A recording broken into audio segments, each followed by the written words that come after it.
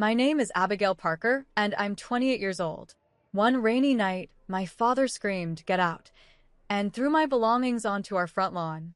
I slept in my car, sobbing until sunrise. 24 hours later, I was unlocking the door to my $45 million waterfront villa in Palm Beach. Life can change in an instant, especially when someone you trust betrays you while someone you never knew makes you an heiress. Before I tell you how my life turned upside down and then right side up again, let me know where you're watching from in the comments and hit that subscribe button if you've ever had family turn their back on you. I grew up in a modest brick colonial in a middle-class Boston suburb. Our house wasn't fancy, but it was in a good school district, which mattered tremendously to my father, Richard Parker. Dad worked as a bank manager at First National Bank of Boston for 30 years. He believed in discipline, structure, and conventional success. His world operated in black and white, with no room for the colorful gray areas where I always seemed to exist. My mother, Elizabeth, was his opposite in many ways. She had a gentle spirit and artistic sensibility that balanced our home. She taught elementary school art and always encouraged my creative interests. When I was 15, she died from breast cancer. The day we buried her, I watched something in my father harden.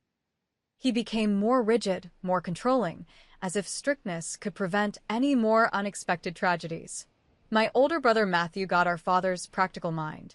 He studied economics at Harvard, Dad's proudest moment, and became an investment banker in New York. Matthew called home every Sunday, visited on major holidays, and sent expensive Christmas gifts. In my father's eyes, Matthew was doing everything right. Then there was me. I loved art history, museums, and preservation work. I spent hours sketching in my room or visiting local galleries. After high school, I attended Boston University on a partial scholarship, majoring in art history with a minor in museum studies. Dad tolerated this because I had a boyfriend, Jackson, who was studying business economics. Dad liked Jackson, often asking about his classes and career plans while barely acknowledging mine. I think Dad hoped Jackson's practicality would rub off on me. "Practical careers pay bills, Abigail," Dad would say. "Passion projects lead to poverty."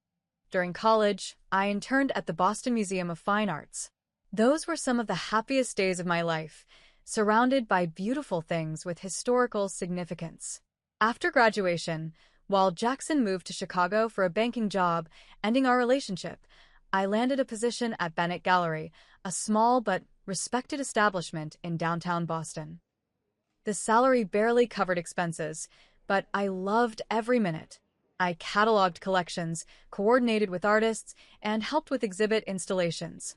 It was meaningful work that made my heart sing. Dad couldn't understand why I'd accept such a dead-end job when I could get an MBA or go into marketing.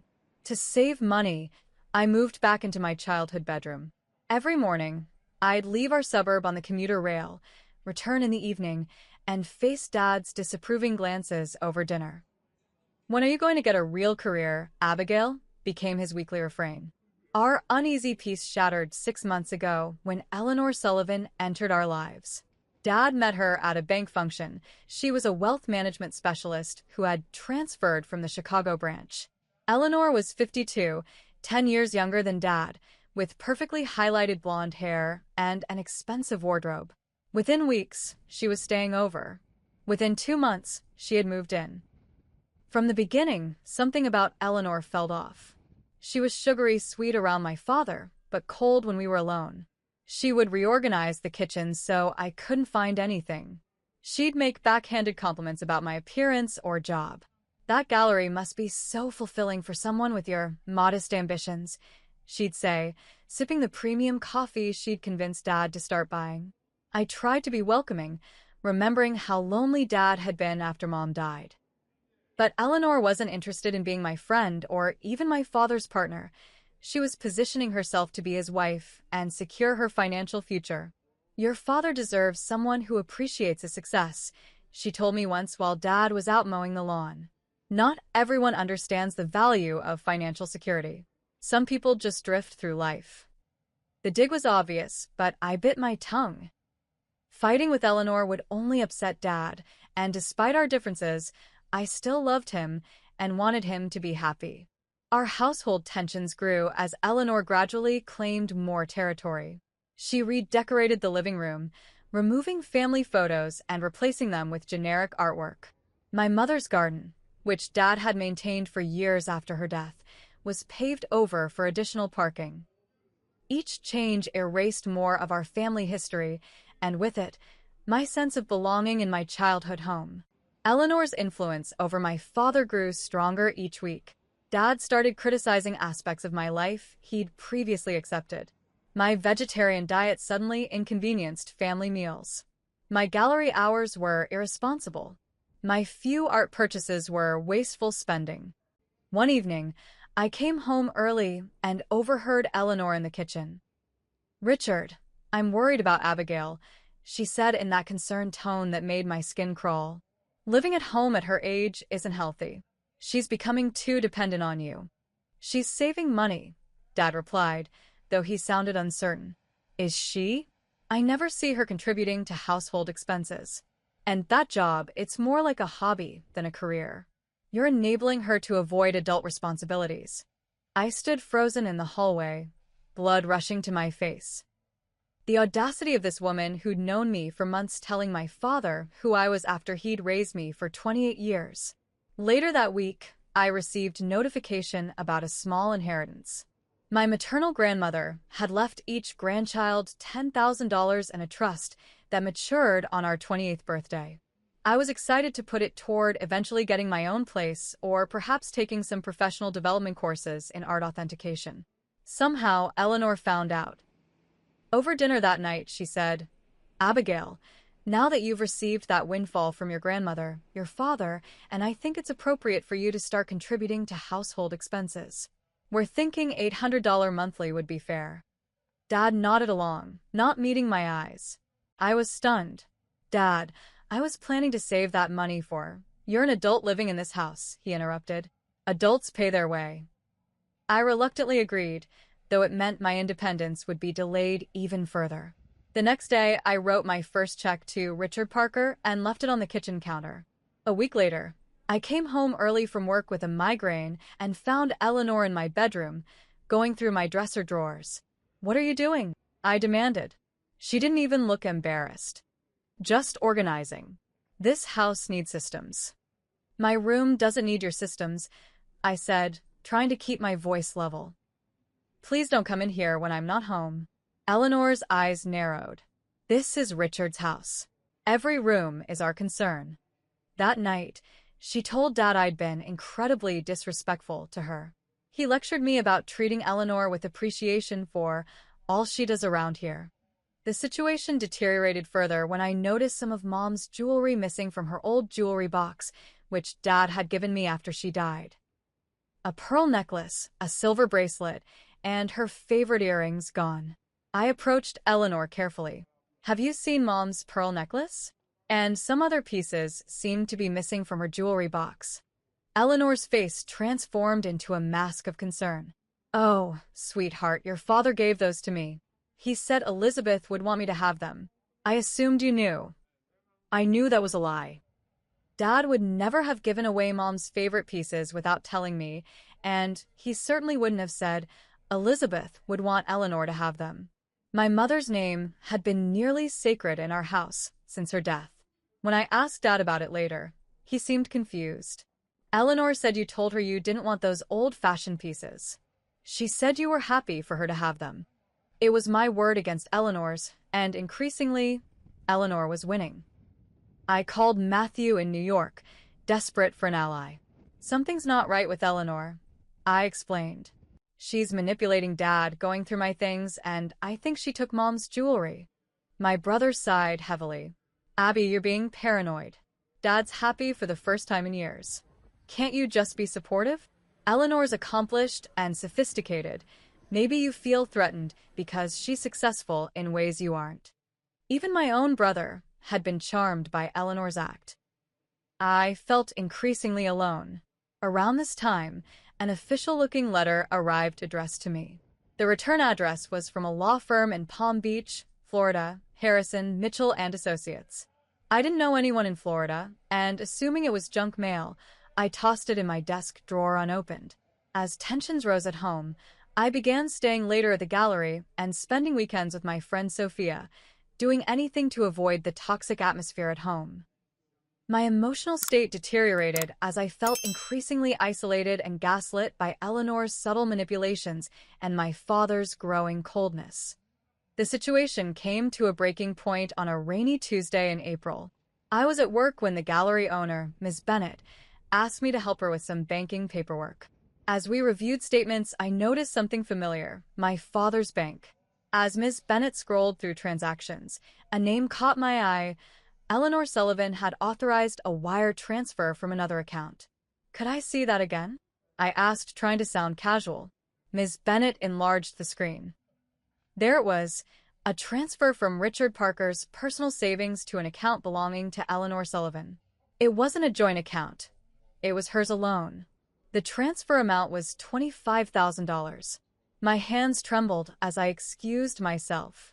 In the bathroom, I called my father's bank, posing as his administrative assistant. The customer service representative confirmed that several large transfers had been made in the past few months. Eleanor had been systematically draining my father's accounts. I left work early, my mind racing. At home, I searched for evidence and found bank statements Eleanor had hidden in a locked drawer of Dad's desk. I photographed everything with my phone, documentation of transfers totaling nearly $120,000 over 4 months. When Eleanor returned from her shopping trip, I confronted her in the kitchen. "I know what you're doing," I said, showing her the photos on my phone. "You're stealing from my father." For a moment, her mask slipped, and I saw the cold calculation in her eyes before she recovered her composure. "Abigail, your father and I are planning our future together. These transfers are for our retirement property in Florida. Richard knows all about it." "Then you won't mind if I ask him," I replied, secretly recording our conversation. Eleanor's voice hardened. "Listen to me carefully. Your father doesn't need the stress of your accusations. If you show him those photos or say anything about this, I'll make sure he chooses me over you. And trust me, he will. He deserves to know the truth." "The truth?" Eleanor laughed coldly. "The truth is you're a grown woman living off your daddy because you chose a worthless career. The truth is I make him happier than you ever could. The truth is he's tired of supporting you but feels too guilty to say it." I was so focused on her words that I didn't notice her reach for my phone until she had snatched it from my hand. Before I could stop her, she had deleted all the photos and the recording. "You little fool," she hissed, tossing my phone onto the counter. "Know your place." I was shaking with rage, but managed to say, "This isn't over. I'll go to the bank tomorrow. They have records." Eleanor's eyes flashed with anger, but then she smiled, which was somehow worse. "We'll see about that." I went upstairs to my room, fighting tears of frustration. I needed to get those bank statements from Dad's desk before she could destroy them. But when I came back downstairs an hour later, I found Eleanor with a bruise forming on her cheek, a bruise that hadn't been there during our confrontation. "What happened to your face?" I asked. She just gave me a cold smile and turned away. When Dad came home, I was in the kitchen making tea, trying to calm my nerves. I heard Eleanor crying in the living room, her voice carrying deliberately. "I was just trying to talk to her about contributing more, Richard." She flew into a rage. I never thought she would actually hit me. My teacup crashed to the floor. "Hit her?" I raced to the living room. "That's a lie." "Dad, she's lying." My father stood with his arm around Eleanor, whose face was tear-stained, the bruise now darkened with what I realized must be makeup. "She's been stealing from you," I said desperately. "Check your accounts." "She's transferred over $100,000 to her personal account." "Enough," Dad roared. His face was flushed with anger. "Eleanor told me you might make up stories. She warned me you were jealous of our relationship." "Dad, please," I begged. "Check your bank statements. They're in your desk." "I already looked," Eleanor interjected softly. "She's hidden them." Of course she had. She'd removed the evidence while I was in my room. I can't believe you would sink this low, Dad said, his voice shaking. Accusing Eleanor of theft? Physically attacking her? What's happened to you? Nothing happened to me. She's manipulating you. She's after your money. Get out, he bellowed, his face contorted with rage I'd never seen before. Get out of my house right now. Richard, Eleanor said with fake gentleness, maybe we should all calm down. No, I've had enough. If she can't respect you, she can't live here. He turned to me, eyes cold. Pack your things and get out tonight. Dad, please, I whispered, tears streaming down my face. Now, Abigail. What followed was the most humiliating experience of my life. Dad followed me upstairs, watching as I threw clothes into a suitcase. When I reached for my mother's remaining jewelry, he blocked me. Leave it. It belongs to the family. I am family, I said through tears. Not anymore, he responded, and those two words broke something inside me. As I dragged my suitcase downstairs, Eleanor watched with thinly veiled satisfaction. Outside, rain poured down as Dad threw more of my belongings onto the front lawn. Books, shoes, my laptop bag. Neighbors peered through windows at the spectacle. I loaded everything I could into my 10-year-old Honda and took one last look at the house where I'd grown up. Dad stood in the doorway, Eleanor behind him with her hand possessively on his shoulder. Then I drove away, homeless at 28, betrayed by my father, with nowhere to go as thunder crashed overhead. That night, I parked behind the closed gallery, reclined my seat, and cried until I had no tears left. Rain drummed on the roof of my car as I tried to process what had happened. My phone battery died, completing my isolation. When morning came, I used the gallery bathroom to wash my face and brush my teeth. Miss Bennet arrived early and found me there, looking like I'd been through a war. Abigail, what on earth happened? I broke down again, as I explained. Miss Bennet immediately called her niece Sophia, my friend from college who lived nearby. You're staying with Sophia until you figure things out, Miss Bennet insisted, pressing a coffee into my hands. And take the day off. No arguments. Sophia arrived 30 minutes later and helped transfer my hastily packed belongings to her apartment. Her kindness nearly undid me again. How could a friend show such compassion when my own father had thrown me out? As I unpacked, I found the unopened letter from the Florida law firm among my things. With everything happening, I'd forgotten about it. I tore it open, expecting some kind of credit card offer or timeshare advertisement. Instead, I found a formal letter. Dear MS. Parker, *, our firm represents the estate of the late Thomas Williams. As the executor of Mr. Williams' will, it is my duty to inform you that you have been named as the sole beneficiary of his considerable estate. Mr. Williams was your maternal great-uncle and passed away last month at the age of 92. *, please contact our office at your earliest convenience to discuss the details of your inheritance and the necessary arrangements. * sincerely, * Daniel Harrison. Yesq. * I stared at the letter in disbelief. A great-uncle? Mom had mentioned her Uncle Thomas occasionally, her mother's brother who had moved away decades ago and became estranged from the family. He was the black sheep who chose art over responsibility, according to family lore. Mom always spoke of him with a hint of admiration despite never having met him as an adult. With trembling hands, I called the number on the letterhead. Harrison, Mitchell and Associates, a receptionist answered. This is Abigail Parker. I received a letter about Thomas Williams' estate. Within seconds, I was transferred to Daniel Harrison himself. Miss Parker, thank you for calling. I've been trying to reach you. Is it possible for you to come to Florida to discuss the inheritance in person? There are documents to sign and matters that would be best addressed face-to-face. I'm not sure I can afford a trip to Florida right now, I admitted, embarrassment burning my cheeks. That won't be a problem, Mr. Harrison replied smoothly. The estate will cover all travel expenses.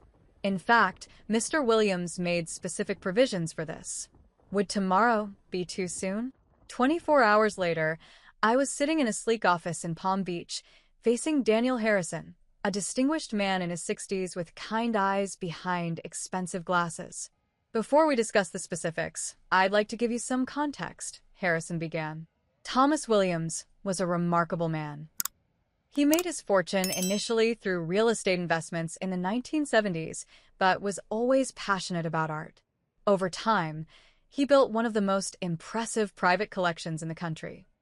Harrison slid a photograph across the desk, an elderly man with my mother's eyes, standing in what appeared to be an art gallery. Thomas never married and had no children. He lived a relatively private life here in Palm Beach. However, he kept tabs on his family from afar, particularly after his sister, your grandmother, passed away. He knew about me? I asked, stunned. Harrison nodded. More than knew about you. He followed your career with great interest. Your mother had written to him a few times before her death, sending photos and updates about the family. When he learned you were pursuing art history, he was delighted. He saw himself in you. I felt tears, threatening again. A family member who would have understood me, appreciated my passion, had been out there all along, and now he was gone before I'd had the chance to meet him. Thomas had investigators discreetly check in on you periodically. He knew about your position at the gallery, your dedication to art preservation. He was particularly impressed when he learned you chose that path despite family pressure to pursue something more conventionally successful. The parallels to his own life weren't lost on me. Now, as to the inheritance itself, Harrison cleared his throat. Thomas Williams' estate is valued at approximately $45 million. I nearly fell out of my chair. $45 million? Yes. This includes his Palm Beach villa valued at $15 million, his art collection appraised at $20 million, and liquid assets and investments totaling roughly $10 million. The room seemed to spin around me. Yesterday, I'd been homeless, sleeping in my car. Today, I was being told I was worth $45 million. There must be some mistake, I whispered. No mistake, Miss Parker. Here is a copy of the will, which specifically names you as the sole heir. Harrison handed me a document. Thomas was very clear about his wishes. He wanted his collection to go to someone who would appreciate its significance, not just its monetary value. As I scanned the document, seeing my name in black and white, the reality began to sink in. The villa staff has been informed of your arrival. Maria, the housekeeper, has worked for your great-uncle for 30 years and knew you would be coming eventually. She's prepared the master suite for you. The staff. I echoed weakly. Harrison smiled. Maria, the groundskeeper Carlos, and security personnel. The estate is quite substantial. He showed me photos of a stunning Mediterranean-style mansion overlooking the Atlantic Ocean, with manicured gardens and a private beach. This is mine. I couldn't reconcile the images with my new reality. All yours. The car service outside will take you there whenever you're ready. I've prepared temporary cards and accounts for your immediate needs until we can complete the necessary paperwork. As Harrison continued explaining details, I remembered snippets of conversations with my mother about her mysterious uncle. He marches to his own drummer, she'd said once. The family never forgave him for choosing art over joining the family business. But sometimes I wonder if he didn't make the wisest choice of all. After signing preliminary documents, I found myself in the back seat of a luxury car, heading toward my new home, still wearing yesterday's clothes, still reeling from the emotional whiplash of the past 48 hours. Your great-uncle was a wonderful man, the driver commented as we turned through massive gates. The whole staff adored him. As the villa came into view, I gasped. The photos hadn't done it justice. Stately palm trees lined the circular driveway leading to a grand entrance. Flowering bougainvillea cascaded over elegant archways. And beyond the house itself, the sparkling blue of the Atlantic stretched to the horizon. Standing at the entrance was an older woman with silver-streaked dark hair and a warm smile. "Welcome home, Miss Parker," she said as I stepped out of the car. "I'm Maria." "Your Uncle Thomas spoke of you often. He would be so pleased you're here." And for the first time since my father had shouted those devastating words, "Get out," I felt like I might have found somewhere I belonged. The massive front doors opened into a soaring entryway with a crystal chandelier and marble floors. Sunlight streamed through tall windows, illuminating artwork that took my breath away, original pieces by masters I'd only ever seen in museums. "Is that a Monet?" I whispered, stopping before a luminous landscape. Maria nodded. "Your uncle acquired it in the 80s. He always said it was his morning sunshine, regardless of the weather outside." She gave me a tour that left me speechless. The villa had 8 bedrooms, 11 bathrooms, a library with floor-to-ceiling bookshelves, a formal dining room that could seat 20, and a professional kitchen where Thomas had employed a part-time chef for special occasions. "Antonio comes in 3 times a week," Maria explained. "But I've asked him to give you a few days to settle in before meeting him. There's plenty of prepared food in the refrigerator." The master suite occupied the entire east wing of the second floor, with a private terrace overlooking the ocean. The closet was bigger than my bedroom at Dad's house, and the bathroom featured a marble shower and a soaking tub positioned before a window with a sea view. "This was Thomas's room?" I asked, running my hand over the silk bedspread. "No, señorita. Your uncle's rooms are in the west wing. This suite was always kept ready for you." "For me? But he never met me." Maria's eyes softened. "He always hoped you would visit someday. He had this suite redesigned 5 years ago when he learned of your interest in art history. He said, 'My niece will need a proper place to stay when she finally comes home.'" I felt a lump in my throat. This man who shared my blood and my passion had prepared a place for me while I'd struggled to feel welcome in my own father's house. The tour continued to the heart of the estate, the art gallery. A converted ballroom now housed Thomas's most prized possessions, displayed with museum-quality lighting and climate control. "Your uncle acquired pieces that spoke to him, not just for investment," Maria explained as I moved reverently among sculptures, paintings, and artifacts spanning centuries and continents.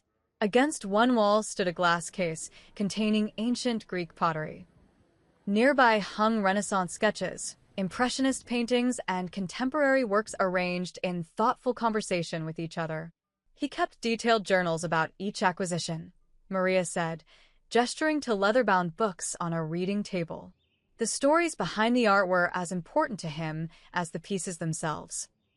I opened one journal at random and found meticulous notes in elegant handwriting describing a small Degas bronze, its provenance, the circumstances of purchase, and personal reflections on its significance. "Your room is ready whenever you'd like to rest," Maria said gently, recognizing my emotional exhaustion. "Carlos will bring your belongings up." Belongings? My few hastily packed items would be lost in that massive closet. The contrast between my previous life and this new reality was dizzying. That first night, I stood on the terrace watching moonlight shimmer on the Atlantic, feeling like I'd stepped into someone else's life. The villa was beautiful beyond imagination, but overwhelming in its grandeur. Did I belong here? Could I possibly manage this responsibility? I slept fitfully, dreams filled with my father's angry face and Eleanor's smug smile, interspersed with images of an old man I'd never met writing my name in his will. Morning brought clarity with the sunrise. I woke early and found Maria in the kitchen preparing coffee. "Did you sleep well, Miss Parker?" "Please call me Abigail," I insisted. "And not really, but I think that's to be expected." Over breakfast on the terrace, Maria shared stories about Thomas that helped me form a picture of the great-uncle I'd never know. He was private but kind, generous to his staff and to arts organizations, but suspicious of people who wanted his money or social connections. He had a dry sense of humor and read 3 newspapers every morning. "Why did he stay away from the family?" I asked. Maria considered her words carefully. "Your uncle made choices his family couldn't understand. He valued beauty and meaning over security and convention. When they rejected his path, he built his own life. But he never stopped caring about his blood, especially your mother. He kept every letter she sent." Later that morning, I explored Thomas's personal study, a warm space with leather chairs and walls of books. In his desk, I found a file labeled Elizabeth containing letters from my mother spanning decades, the last dated just months before her death. In them, she shared family news, including mentions of me, my art projects as a child, my decision to study art history, my graduation. I also discovered a separate folder marked Abigail with newspaper clippings of student art exhibitions I'd participated in, a copy of my college thesis, and even a brochure from Bennett Gallery with my name listed as staff. He'd been watching my journey all along, this shadow guardian I never knew existed. In the following days, I began to venture beyond the estate. Palm Beach was a world away from Boston, pristine beaches, swaying palms, and wealth on display everywhere. I visited local galleries and museums, introducing myself simply as Abigail, new to the area, not ready to claim my status as Thomas Williams' heiress. At the Nord Museum of Art, I met Lindsay Barrett, the curator of modern collections, who became my first local friend after we bonded over a discussion of their Georgia O'Keeffe exhibition. "You really know your stuff," she commented. "Do you work in the field?" "I did at a small gallery in Boston," I replied, still speaking in past tense, still adjusting to my new reality. "We should have coffee sometime." The art community here is smaller than you'd think, and it's always nice to meet someone who speaks the language. That casual invitation became my first step into building a new social circle, one based on shared interests rather than obligation or history. As April turned to May, I settled into a routine. Mornings were spent with Thomas's journals, learning about the collection I'd inherited. Afternoons often involved meetings with Daniel Harrison regarding the estate, or exploring the cultural attractions of Palm Beach. Evenings were for quiet reflection on the terrace, planning my future. I joined the Palm Beach Preservation Society, a group dedicated to protecting historic architecture and cultural landmarks in the area. At my first meeting, I met Jonathan Reed, the Society's president, who had known Thomas. "Williams was one of our most dedicated supporters," he told me. His annual contribution funded our educational programs for local schools.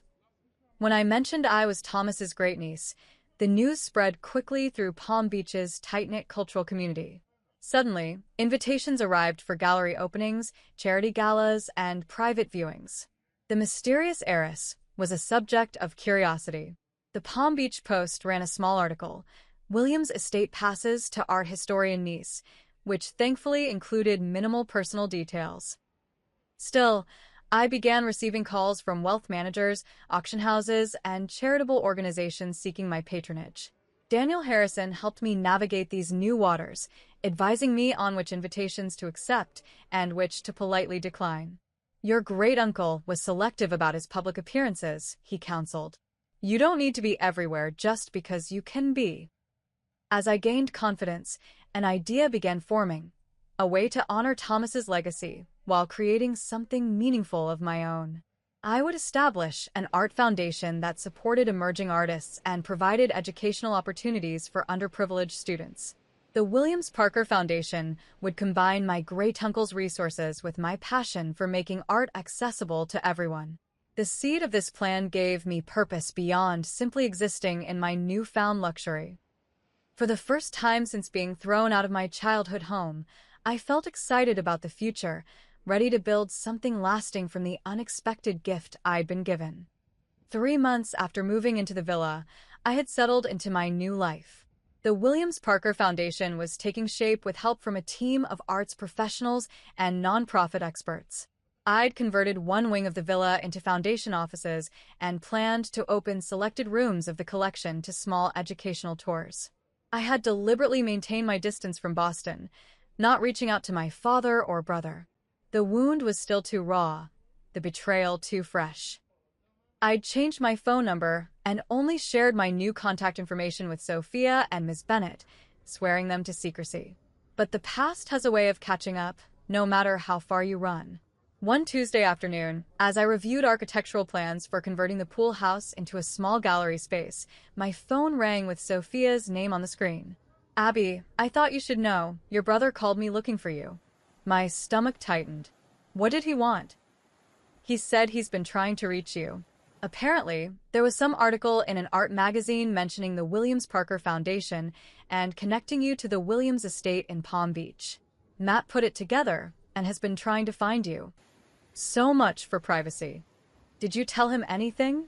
Just that you were okay. I didn't give him your number or address. She paused. He sounded genuinely concerned, Abby. I thanked her for the warning and ended the call, knowing it was only a matter of time before Matthew found me. Sure enough, that evening my assistant forwarded an email from him that had come through the Foundation's new website. Abby, I've been worried sick about you. Dad said you left after a fight, but I had no idea you disappeared completely. Please call me. We need to talk. Matt, no mention of his dismissal of my concerns about Eleanor. No acknowledgement of how he'd taken her side. Just, we need to talk, as if I owed him my time after he'd failed to support me when I needed him most.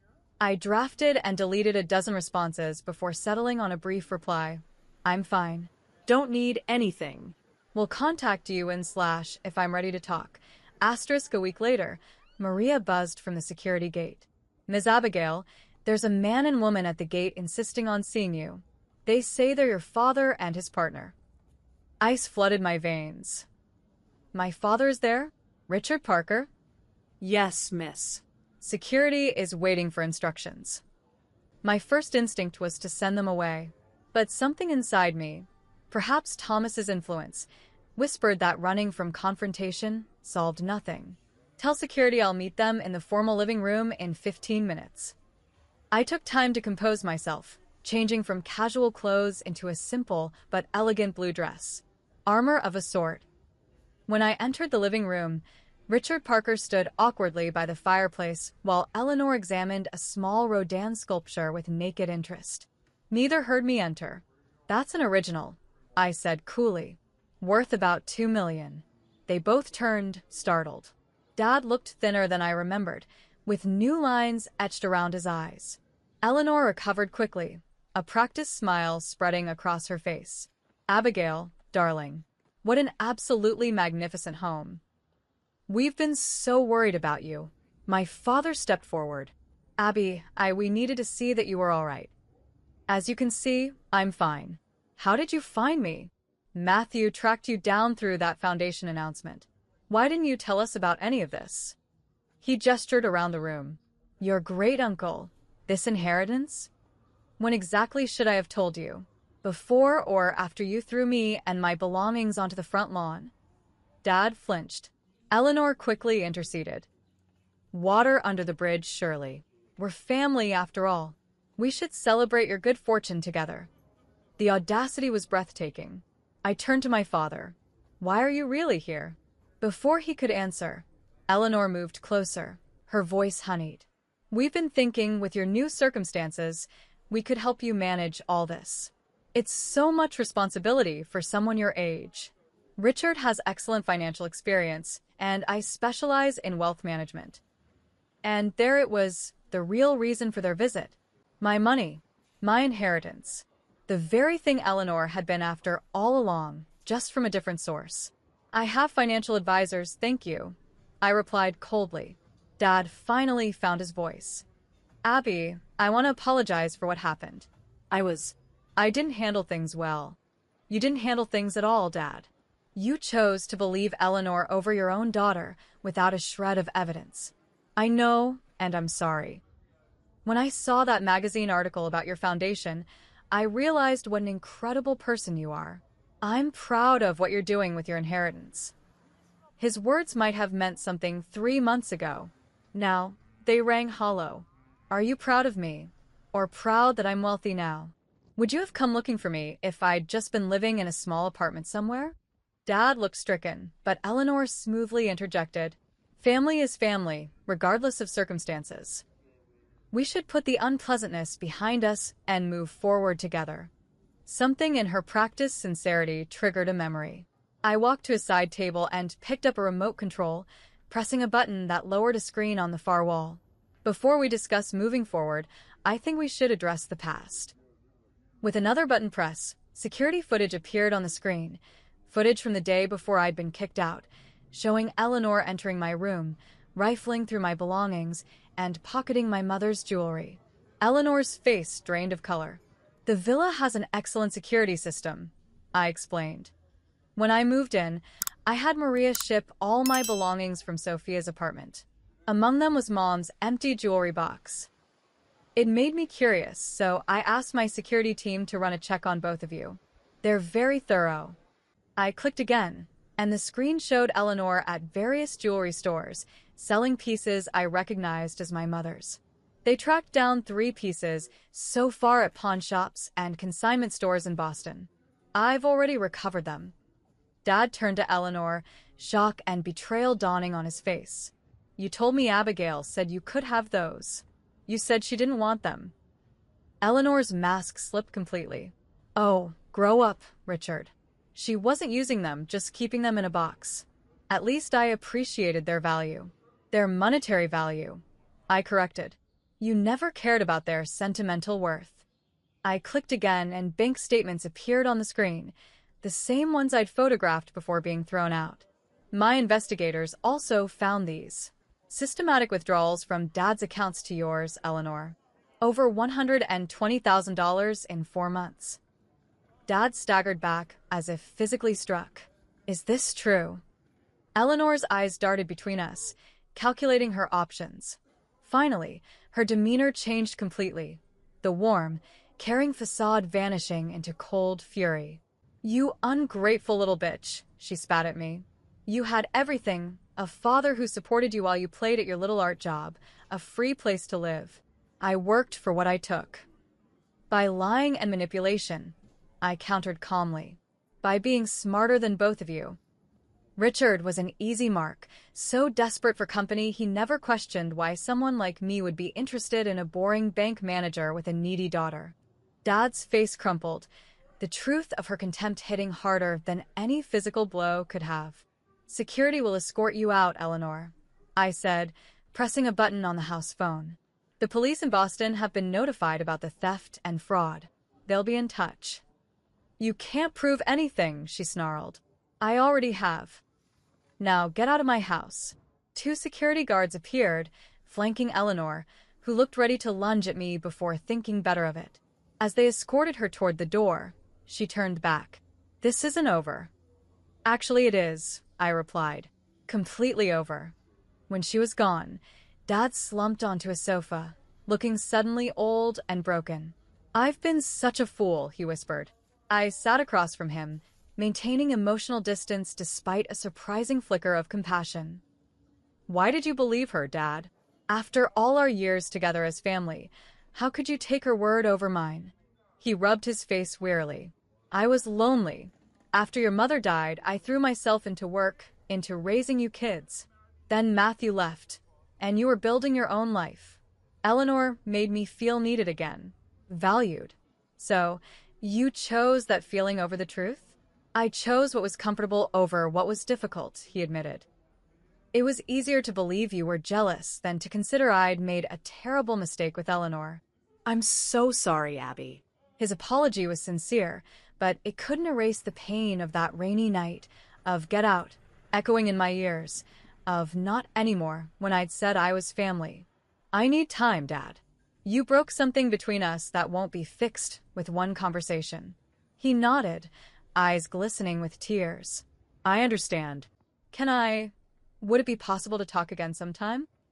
To try to make amends? Maybe. But it needs to be on my terms, not because you're impressed with this. I gestured around us at the villa. And not because you need something from me. I just need my daughter back, he said simply. As he left, I felt a complex mixture of emotions, lingering hurt, cautious hope, and a new sense of strength. For the first time, I'd confronted my father as an equal, not as his dependent daughter desperate for approval. That evening, my phone rang with Matthew's number. Abby, it's Matt. Dad called me. Is it true about Eleanor? Every word. I confirmed. Jesus. He exhaled heavily. I should have listened to you. I'm sorry I dismissed your concerns. You chose to believe what was convenient, just like Dad did. That's fair, he conceded. Look, I know I can't just waltz back into your life, but I'd like the chance to try to make things right. No agenda, no asking for anything. Just reconnecting with my sister. I thought of Thomas, who'd cut off his family completely. Had that brought him peace or just a different kind of loneliness? We can talk, I said finally, but I'm not rushing back to how things were before. Trust has to be rebuilt. I understand, Matthew replied. And Abby, I'm really proud of what you're doing with the foundation. It suits you. After hanging up, I walked through the gallery wing, stopping before a small landscape my mother had particularly admired in one of her letters to Thomas. Family was complicated, capable of both the deepest wounds and the most meaningful connections. Like Thomas, I would forge my own path forward, but perhaps without cutting all ties to the past. 6 months after moving into the villa, I stood in the newly renovated gallery space that would serve as the headquarters for the Williams Parker Foundation. The former pool house had been transformed into a modern exhibition area with classroom space for educational programs. Large windows overlooked the Atlantic, filling the rooms with natural light that made the artwork glow. "It's perfect," Lindsay Barrett said, admiring the installation of our inaugural exhibition, Emerging Voices in American Art, featuring works by 10 talented but undiscovered artists from diverse backgrounds. "Thomas would have loved this," Maria added, her eyes misty with emotion. Using his collection to inspire new generations, it's exactly what he hoped for. The grand opening was scheduled for the following weekend. We'd invited art educators, museum directors, local officials, and students from area schools. The Foundation's mission, to democratize access to art education and support emerging artists, was already generating buzz in cultural circles. Creating the foundation had given me purpose, but the deeper healing had come through therapy. At Lindsay's recommendation, I'd started seeing Dr. Rachel Coleman, a psychologist who specialized in family trauma.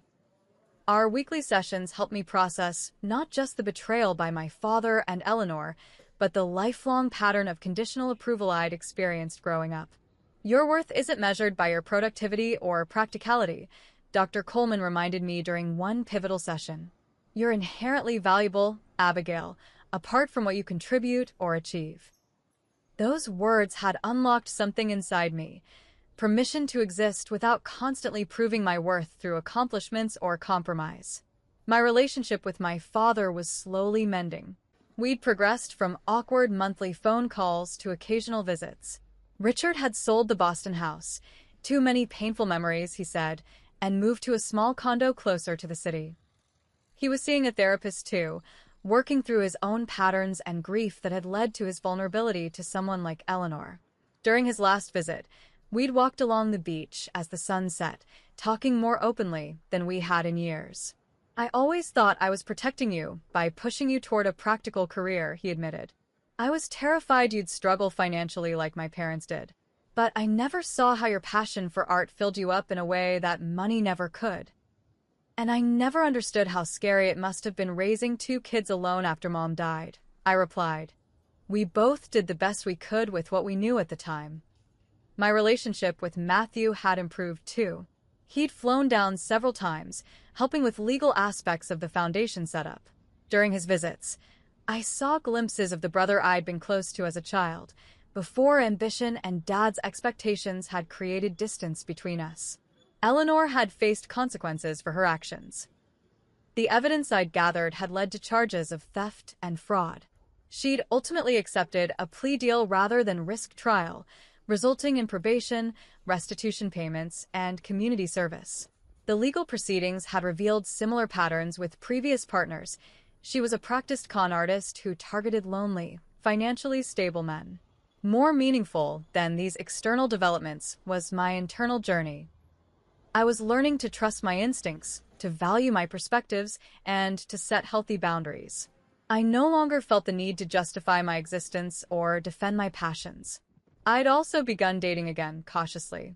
Ryan Matthews was an architectural preservationist I'd met through the Palm Beach Preservation Society. Unlike Jackson from college, who had been my father's idea of a suitable partner, Ryan shared my appreciation for history and beauty. He understood the value of preserving the past while creating space for new voices. Our relationship was developing slowly, built on mutual respect rather than need or convenience. Ryan appreciated my independence and supported the Foundation's mission without trying to direct or control it. "You've created something remarkable here," he told me as we walked through the exhibition space the night before the grand opening. "It honors your great-uncle while being completely your own vision." The Foundation opening exceeded all expectations. Over 200 people attended, including art critics from national publications. The Palm Beach Post ran a full-page feature on the Foundation's mission and the story behind it, though I'd been careful to keep the most painful personal details private. A month after the opening, I made my first return trip to Boston. I needed to visit the gallery where I'd worked and properly thank Ms. Bennett and Sophia for their support during my darkest hours. The city felt both familiar and strange, like a place I'd visited in a dream. I drove past my father's old house, now owned by a young family with children's bicycles in the driveway. The sight brought unexpected peace, new life and energy replacing the toxic final months I'd spent there. While in Boston, I had one final confrontation. Eleanor, now working at a small financial services firm after losing her banking position, had requested to meet. Against Ryan's advice, I agreed, choosing a public coffee shop as the location. She looked smaller somehow, less intimidating than in my memories. Her designer clothes had been replaced by off-the-rack business, where her highlighted hair showing dark roots. "I won't pretend I'm sorry for what I did," she said after we'd sat in uncomfortable silence. "But I am sorry it went as far as it did." "Why did you ask to see me?" I questioned, keeping my voice neutral. Curiosity, mostly. I wanted to see what $45 million looks like on someone who didn't have to work for it. I smiled, recognizing the attempt to provoke me. "I'm working harder now than I ever have, Eleanor. The difference is I'm building something meaningful instead of taking from others." She studied me with grudging respect. "You've changed." "Yes," I agreed. "I have." As I walked away from that meeting, I felt the last weight lift from my shoulders. Eleanor had no power over me anymore. Neither her actions nor her opinions could touch the life I was creating.